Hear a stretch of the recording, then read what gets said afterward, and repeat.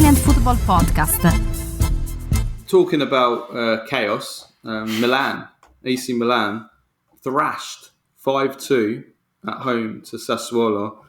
Historic loss, a worst defeat for over 25 years since the 6-1 defeat to Juventus in 1997, which you may remember at San Siro, that was as well. I mean, the question has to be asked now. Milan's form is, it's their worst form in 5 years. 4 defeats in a row, 14 goals conceded in those 4 games, 9 goals conceded in the last 2 games. Obviously, they got hammered 4-0 last Tuesday by Lazio. The question now has to be asked: should Stefano Pioli be sacked? I don't think he should be. Not in the middle of the season.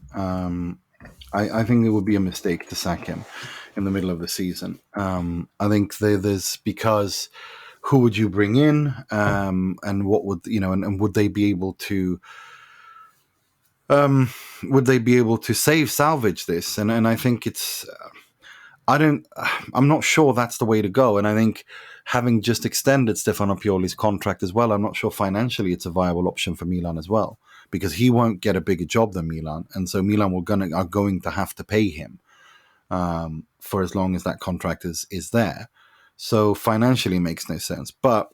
And I don't think he's lost a dressing room either. I think that's a little bit too soon to say. I think Milan's problems are that the players look completely mentally broken. Giroud was speaking about this after the game, that those 2 late goals against Roma set, doubt started creeping in collectively, and they started second guessing themselves. And I think it's more a mental issue right now. But I think in the long term, come May, Pioli will have been at Milan for 3.5 years. That's not the Pioli high. That's not anything like that. That to me, if it's time to change, it's because the cycle has come to an end. 3.5 years is quite a lot for a coach to be there. Yeah.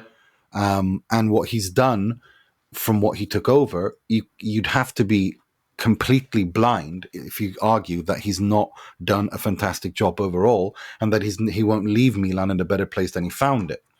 So I think it's an issue of maybe the cycle coming to an end, and that I think that he can't take this team and this project any further.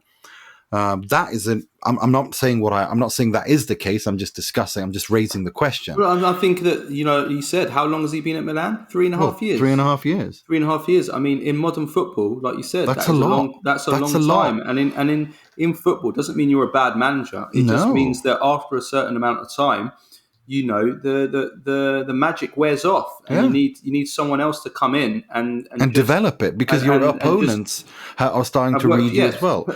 Opponents have worked you out. The impact that you have on the players, doesn't rub off on them anymore. No. And that's just natural. That's just what happens in management, and that's why teams generally, you don't get managers that stay for 2-3 years and longer. years. Yeah. They change managers every few years because.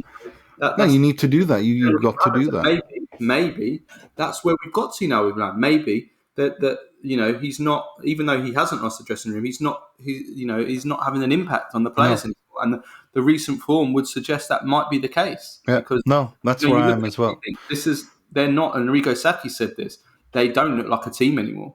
They're not a team at all. Everything that you've associated with Milan under Pioli, the togetherness and the spirit of never knowing that they're beaten, the intensity and the energy is just completely gone, and individually they're all in dreadful form. Yeah.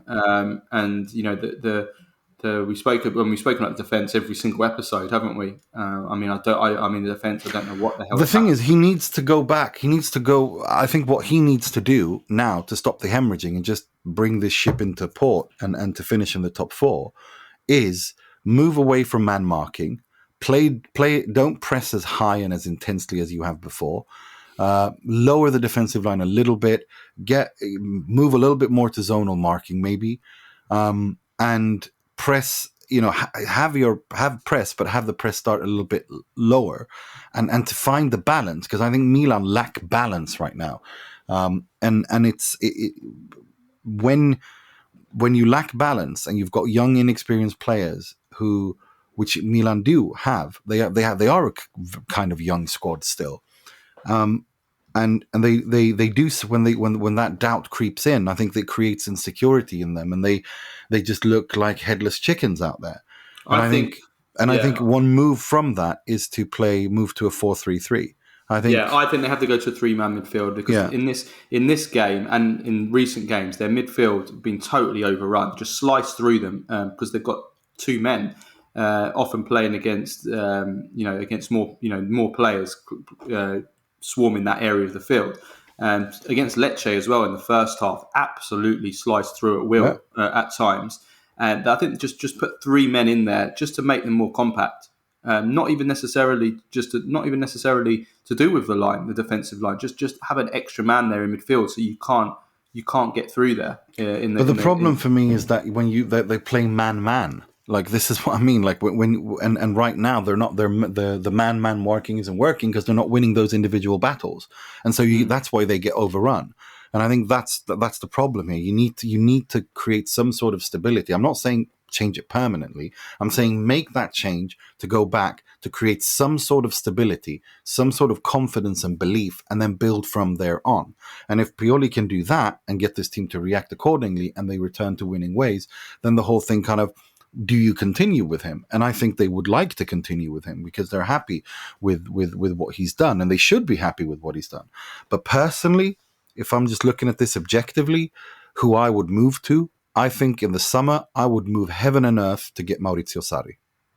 I would move heaven and earth to get Maurizio Sarri to this Milan side, and to get hit, to move away, because I think the natural step, the next step in the evolution of this Milan is to move towards a Sarri system, the triangulation, the movement, the high press, the high energy, high intensity football. Milan have the players to play that, and also given the fact that they don't really have a number 9, well, play with a false 9 then.